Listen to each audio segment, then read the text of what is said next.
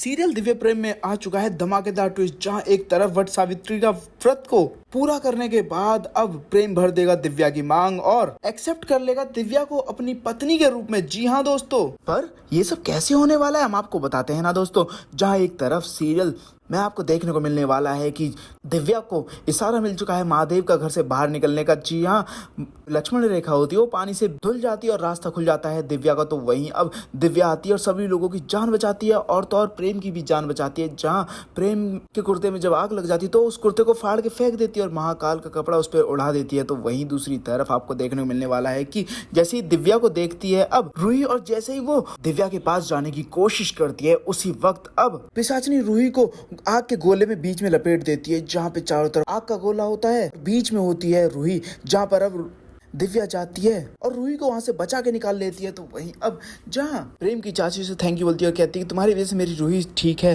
तो जहाँ अब पिशाचनी तो चाहती है कि किसी भी तरीके से जो पावन शक्ति है जो उसे रोक रही है कुंडल तक पहुंचने से, वो बाहर आए। तो वहीं अब होता भी कुछ ऐसा ही है, जहाँ दिव्या अपना स्वर्ण मोहिनी का रूप ले लेती है। जो जैसे ही अब हमला करने की कोशिश करती है बार बार कर्ण मोहिनी उस पे, वो सारे के सारे हमले बेकार हो जाते हैं और सूरज के सामने जाके खड़ी हो जाती है और उसकी हीट को खत्म कर देती है। जो आग के गोले होते हैं वो बरसने बंद हो जाते हैं और अचानक से चमकते हुए कुछ चीज नीचे आती है और सभी लोगों के ऊपर गिरनी शुरू हो जाती है। जहाँ पे अब सभी लोगों के घाव भी ठीक हो जाते हैं। तो वहीं अब घर वाले खुश होते हैं और कहते हैं कि कोई देवी का चमत्कार है ये जिसने हमें जिंदगी दी है। तो वहीं अब आपको देखने को मिलने वाला है कि जहाँ रूही बोलती है कि अरे दिव्या भाभी कहाँ है, दिव्या भाभी ने तो मुझे बचाया था।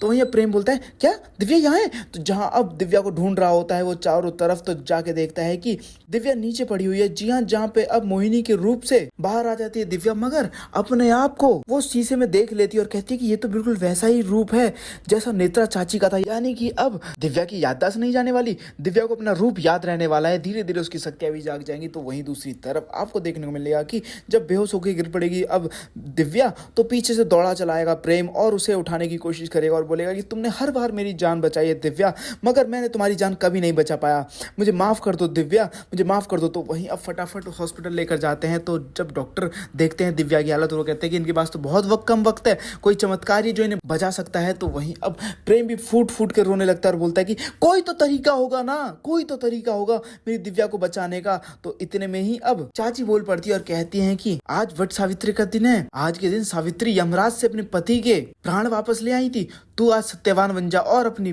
पत्नी के प्राण वापस ले आया यमराज से। तो प्रेम भी कुछ ऐसा ही करता है और दिव्या को उठाता है अपनी गोद में और चला जाता है अब पेड़ की पूजा करने के लिए, जहां वट सावित्री का व्रत को पूरा करता है और गोद में लेके दिव्या को पेड़ के चक्कर लगाता है और पूजा को कंप्लीट करता है। तो जैसी पूजा कंप्लीट होती है उसके बाद दिव्या को हल्का हल्का होश आ रहा होता है, तभी अब प्रेम भर देगा दिव्या की मांग और दिव्या को अपनी पत्नी के रूप में एक्सेप्ट कर लेगा। वेल दोस्तों, आने वाले एपिसोड के लिए आप लोग कितने एक्साइटेड हैं कमेंट करके जो बताएं। साथ ही से लेटेस्ट अपडेट के लिए हमारे चैनल को सब्सक्राइब करना भूलें। और क्या आप लोग सच में बहुत ज्यादा खुश हैं? फाइनली अब दिव्या और प्रेम के बीच में प्यार भी देखने को मिलने वाला है। आप कितने खुश हैं कमेंट करके जरूर बताएं।